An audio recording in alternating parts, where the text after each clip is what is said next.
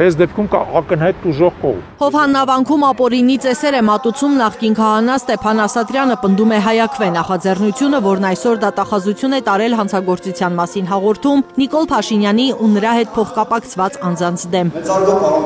Իրավապաշտպանները պահանջում են կանխել իրենց խոսքով վանական համալիրի բռնազավթումն ու բղծումը։ Եթե դատախազությունը հրաժարվի քրեական գործառույցել, մենք կդիմենք դատարան։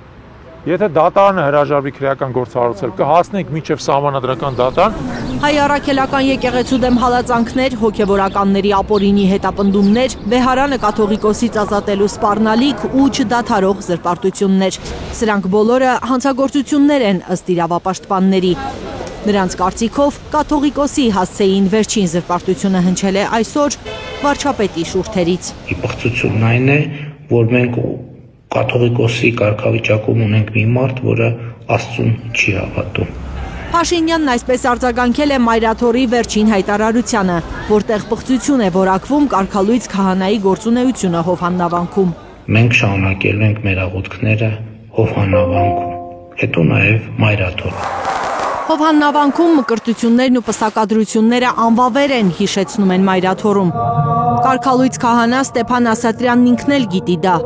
Տեր Եսայի քահանա Արթենյանի խոսքով նախկին քահանան նախ մկրտության արարողության մասնակիցներին խոստանում է, որ վկայական է տրամադրելու, հետո անմիջապես մոռանում է խոստումը, երբ հասկանում է, որ կեղծիքը երկար կյանք չունի։ Եթե մարդը այնտեղ պսակադրվում է եւ կամ մկրտվում է տվյալ անձի կարգալույց քահանա հոգեվորականի ձեռամբ, այդ մկրտությունը մկրտություն չի եւ այդ պսակը պսակ չի։ Այսինքն, եթե այդ անձը հետո ուզենա գնալ որևէ այլ եկեղեցի պսակադրվելու, իրան պետք է մկրտենք նորից։ Այսինքն դա նորից չի, որտեղ նախորդ կատարած ծեսը անվավեր է։ Այդ մարդը պիտի մկրտվի, որտեղ ինքը ուրիշ տարբերակ կամ ուրիշ ճանապարհ չկա։ Ապօրինի ներխուժում է եղել Հովհաննավանք։ Ապօրինի գործունեություն է իրականացվում։ Դա պետք է ժամ առաջ դադարեցնել, ասում են Մայրաթորում։ Այս ամեն ինչը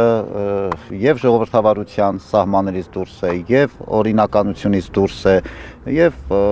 որևէ առողջ բանականությունից դուրս է։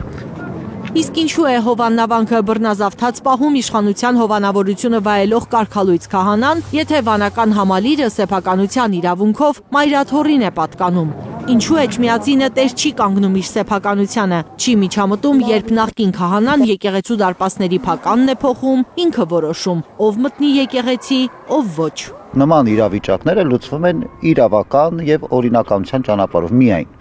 Այս մեզ համար ամենակարևոր հանգամանքն է։ Հիմա ինչքանով իրավապահ համակարգը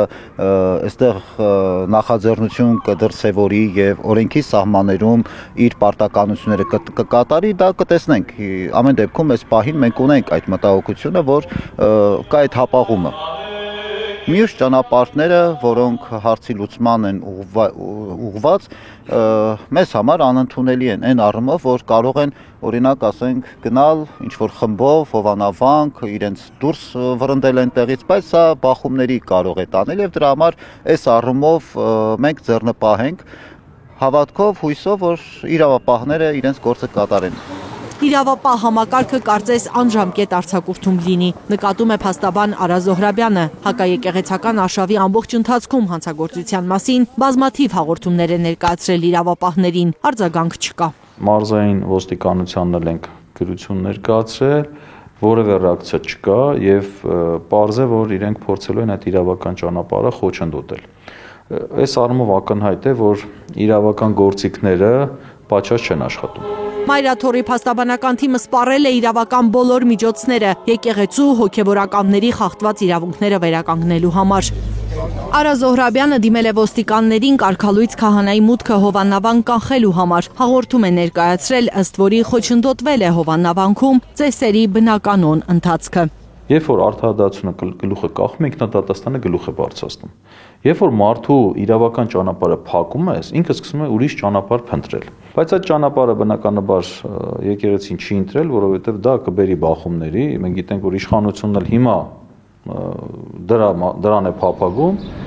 Իշխանությունը կարծես փափագում է նաև պետության անունից խլել եկեղեցապատկան հողերը։ Այս մասին Նիկոլ Փաշինյանը ակնարկել էր խորհրդարանի ամբիոնից։ Հուշարձանները կվերադարձնենք։ Չի զարմանում այս հայտարարությունից Մայրաթորի պաշտպանությունը ստանձնած Արա Զոհրաբյանը։ Նկատում է, ամեն ինչի ընդունակ է Փաշինյանը, որի հրահանգով 54 հոգանոց քննչական խումբ է զբաղվում հոգևորականների գործերով։ Ըստ Զոհրաբյանի մնում է մի տարբերակ։ Հայաստանում հոգևոր իշխանության դեմ քաղաքական իշխանության հայտարարած պատերազմի մասին ահազանգել միջազգային կառույցներին։ Պատկերացրեք, երևի խորհրդային միության ժամանակ էր, որ փորձում են եկեղեցիներից տարածքներ խլել, եկեղեցականներին փորձում են նվաստացնել։ Լիլիթ Խալաթյան, Էդգար Ղուշչյան, Լանա Համբարձումյան, Նորայ Շարբաթյան, Արաքել Օհանյան, Արմեն Ապրեսյան, Հայլուր։ Հայաստանում եւ աշխարհում տեղի ունեցող իրադարձությունների մասին առաջինն իմանալու համար բաժանորդագրվեք մեր ալիքին, սեղմեք զանգակը, որ բաց չթողնեք ամենահրատապը, ամենակարևորն ու հետաքրքիրը։